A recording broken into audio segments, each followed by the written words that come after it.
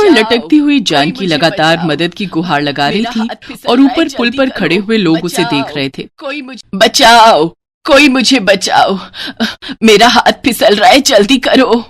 तभी वहां एक 6 फुट लंबी लड़की जिसका नाम रितिका होता है वो आती है और वो अपने लंबे हाथ बढ़ाकर जानकी को ऊपर खींच लेती है। तेरा बहुत बहुत धन्यवाद बेटी, जो तू सही वक्त पर आ गई। अगर जरा सी भी देर हो जाती तो आज ये बुढ़िया इस नदी में समा ही जाती। लेकिन माँ जी, आप यहाँ लटकी कैसे? क्या बताऊं बेटी, नदी को देखने के चक्कर में कब मेरा पैर फिसला पता ही नहीं चला और मैं यहाँ आकर लटक गई।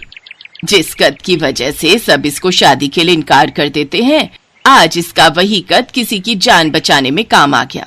बेचारी बचपन से ही अभागी है, एक तो अनाथ, ऊपर से 6 फुट लंबा कद। ऐसी बात है रितिका बेटी, तुमने मेरी जान बचाई है और इसका एहसान तो मैं कभी चुका ही नहीं सकती। लेकिन तुम्हारी गृहस्थी बसा के कुछ मदद हो ही जाएगी। मैं कुछ समझी नहीं माँ जी। मतलब ये कि मेरा छोटा बेटा तुषार अभी कवारा है और मैं उसके लिए लड़की देख रही हूँ। वैसे तो कोई ऐब नहीं है उसमें, बस कद काठी छोटी है। वो क्या है ना, हमारा बोनो का परिवार है। बेटी, अगर तुम्हें ऐतराज ना हो तो मैं तुम्हें अपने घर की बहू बनाना चाहती हूँ। रितिका इस शादी के लिए मान जाती है और वो अपनी बौनी सास के साथ उनके घर जाती है। सासू माँ, आप ये सर्कस से ये अजूबा कहाँ से उठा लाई? चुप कर बड़ी बहू, ये तेरी होने वाली देवरानी है। मैंने इसे तुषार के लिए पसंद किया है। सासू माँ, आखिर आपकी पसंद इतनी लंबी कैसे चली गई? मेरा मतलब है, हम बौनों के परिवार में ये लंबी लड़की क्या करेगी? और आपको नहीं लगता देवर जी के साथ इसकी जोड़ी बेमेल लगेगी? तभी तुषार भी वहां आ जाता है और वो भी इस रिश्ते को मानने से इनकार कर देता है। माँ, मेरी हाइट 4 फुट 6 इंच है, लेकिन इसकी लंबाई तो देखो, ये तो 6 फुट 4 इंच की है। अरे हमारी जोड़ी का कोई मेल नहीं, सब हमें बौने और लंबू कहकर चिढ़ाएंगे। इसने मेरी जान बचाई है तुषार बेटा, और इसका एहसान मैं तुझसे शादी करवा कर भी नहीं उतार सकती। और वैसे भी तेरे बौने कद को देखकर कोई भी तेरी शादी अपनी बेटी से नहीं करवाएगा। तो जो मिल रहा है ना, उसी में खुश रह, समझा? और वैसे भी बौने और लंबे तो सब ऊपर वाले के हाथ में है। इंसान का दिल देखना चाहिए बेटा, उसका रंग रूप और कद काठी नहीं। जानकी अपनी बात पर अड़ी रहती है और हार थक कर बौना तुषार उससे शादी के लिए मान ही जाता है। शादी के अगले दिन रात को सब खाना खाने बैठे होते हैं तो रितिका देखती है कि वहां तो छोटा डाइनिंग टेबल है जो उन बौनों के लिए ही बना है। इसमें तो मैं आ ही नहीं पाऊंगी। एक रोज रितिका की ननद पूनम अपनी बड़ी भाभी से कहती है, बड़ी भाभी, मेरे स्कूल में फेयरवेल पार्टी है, अगर आपके पास कोई नई साड़ी है तो मुझे पहनने के लिए दे दो। नहीं पूनम, मैंने तो खुद काफी समय से शॉपिंग नहीं की। पूनम दीदी, आप मेरी साड़ी पहन लो अगर आपको कोई ऐतराज ना हो तो। ये तुम क्या कह रही हो देवरानी जी? आपकी साड़ी तो इस बौनी के लिए ऐसी होगी जैसी द्रौपदी की साड़ी। अच्छा सुनो लंबी देवरानी जी, जल्दी से सभी पंखे और किचन के डिब्बे साफ कर दो। वो क्या है ना, हम तो बौने हैं तो वहां तक पहुंच नहीं पाते, तो ये काम तो अब से आपको ही करना होगा। बेचारी रितिका अपनी जेठानी के बताए हुए कामों में जुट जाती है। ऐसे ही कुछ दिन बीतते हैं। एक दिन जानकी अपने बेटे तुषार से कहती है, तुषार बेटा, बहुत दिन हो गए, कब से तू बहू को बाहर घुमाने नहीं ले गया। ऐसा कर, आज बहू को फिल्म दिखाने ले जा। तुषार रितिका के साथ मूवी देखने जाता है। वो घर से बाहर निकलकर ऑटो करने लगता है, लेकिन रितिका ऑटो के अंदर बैठ ही नहीं पाती। भाई साहब, आप ऐसा करिए, खुली छत वाला टेम्पो कर लीजिए, उसमें आप दोनों ही आ जाएंगे। क्या बेमेल जोड़ी बनाई है ऊपर वाले ने, एक शुरू होते ही खत्म हो जाता है और दूसरा इतना लंबा है कि खत्म होने का नाम ही नहीं लेता। अब मैं तो चला भैया। रहने दीजिए जी, हम लोग पैदल ही चलते हैं। दोनों पैदल ही चलने लगते हैं। कुछ देर बाद वो सिनेमा घर पहुंचते हैं, लेकिन वो देखते हैं वहां तो भगदड़ मची हुई है। बचाओ बचाओ, ग्राउंड फ्लोर पर आग लग गई है, कुछ ही देर में पहली मंजिल पर पहुंच जाएगी, कोई हमारे बच्चों को बचा लो। आप चिंता मत कीजिए बहन जी, हमने फायर ब्रिगेड को फोन कर दिया है, वो लोग आते ही होंगे। लेकिन तब तक तो बहुत देर हो जाएगी और अंदर बच्चे भी फंसे हैं।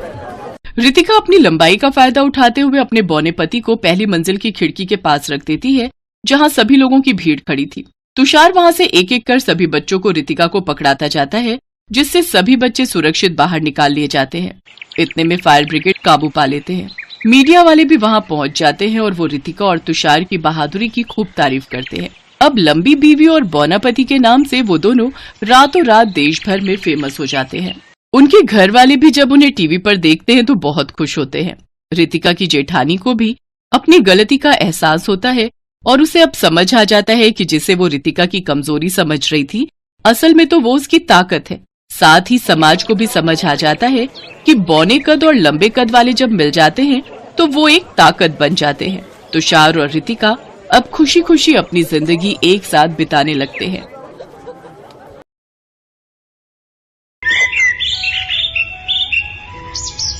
तेईस वर्षीय राखी अपने बौनेपन की वजह से पूरी बस्ती में मशहूर थी। 23 साल की होने के बावजूद उसका कद 8 साल के बच्चे जितना ही था। वो मुंबई की धारावी बस्ती में अपने गरीब माता पिता के साथ रहती थी। उसके पिता एक मजदूर थे। राखी पढ़ने में बहुत तेज थी। 12वीं पूरी करने के बाद वो स्कूल से मिले स्कॉलरशिप के पैसों से मुंबई यूनिवर्सिटी के कॉलेज में एडमिशन लेकर बीएड की पढ़ाई करने लगी। साथ ही बच्चों को ट्यूशन पढ़ाकर अपनी फीस का खर्च उठाने लगी। लेकिन उसकी कम हाइट को देख कॉलेज में सभी उसका खूब मजाक उड़ाते हैं। ए बच्ची, जा अपने प्ले स्कूल में जा, यहाँ आने की अभी तेरी उम्र नहीं है। बौनी कहीं की। सभी इसी तरह राखी का मजाक उड़ाते थे, लेकिन वो अपनी पढ़ाई पर ही ध्यान देती है और अच्छे नंबरों से बीएड की डिग्री हासिल कर लेती है। कुछ दिन बाद वो एक स्कूल में जॉब के लिए इंटरव्यू देने जाती है। ए छोटी बच्ची, तू यहाँ क्या कर रही है? जा जाकर अपनी क्लास में बैठ। आप गलत समझ रहे हैं सर, मैं तो यहाँ इंटरव्यू के लिए आई हूँ। मेरा नाम राखी है।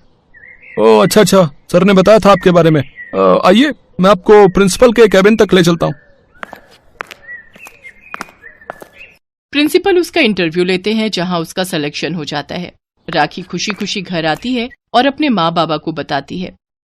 माँ बाबा, मुझे एक स्कूल में नौकरी मिल गई है। अब मैं स्कूल में जाकर बच्चों को पढ़ाऊंगी। हमारी गरीबी अब दूर हो जाएगी बाबा।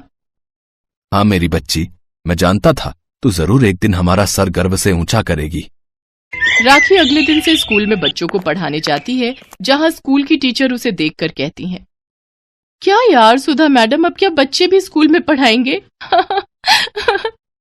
अरे धीरे बोल, ये बौनी तो नई मैडम है। राखी अपनी क्लास में जाती है तो बच्चे उसे देखकर कहते हैं, ए लड़की, जा अपनी क्लास में जा, तू तो हमारी क्लास की नहीं लगती। और ये क्या, तूने यूनिफॉर्म क्यों नहीं पहनी? लगता है आज इसका बर्थडे है, इसीलिए यूनिफॉर्म पहन के नहीं आई। देखो तो, इसके पास बैग भी है, हो सकता है इसमें टॉफियां हों। अच्छा लाला, जल्दी दे फिर तो हमें टॉफियां। तभी क्लास में प्रिंसिपल सर आ जाते हैं। ये सब क्या हो रहा है बच्चों? अपनी क्लास टीचर के साथ ऐसे पेश आते हैं? क्या हमारी क्लास टीचर? पर अभी तो इसकी खुद ही पढ़ने की उम्र है।